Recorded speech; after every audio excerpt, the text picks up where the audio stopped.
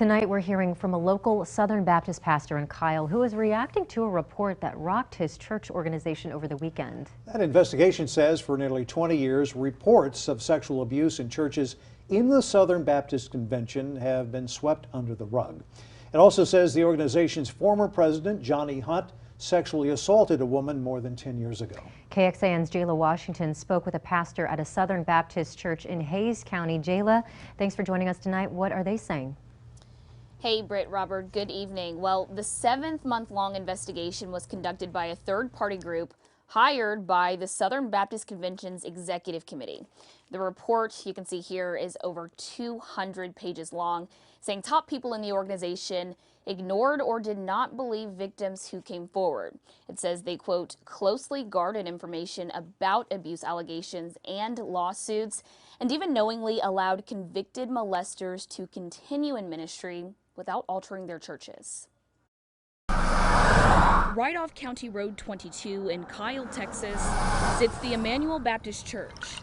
Its pastor, Reverend George Turner, welcomed me in without hesitation, ready to have an uncomfortable conversation. I was really appalled. He's been in ministry for over 30 years and tells me he's embarrassed to hear the main denomination's executive committee dismiss sexual abuse allegations for almost 2 decades. We need to do better than that, and we need to do it in a candid and a dignified manner, but also the victims that are involved.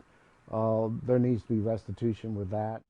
The investigation found that not only were victims ignored, but were intimidated. There were even allegations of abuse done by the Southern Baptist Executive Committee's members and staff. The former president of Southern Baptist assaulted a pastor's wife. According to the report, at least 3 former Southern Baptist presidents delayed reporting a minister's abuse of a child because of a heartfelt concern for the minister, allowed an accuser of young boys to be dismissed quietly, and told a theology student not to report a rape. The report detailed for years some of the committee leaders and their lawyers buried allegations, mainly to avoid liability for the SBC, and were resistant to implement changes to prevent abuse. This is the ultimate betrayal, and they need to continue to look at all the good, bad, and the ugly and move forward.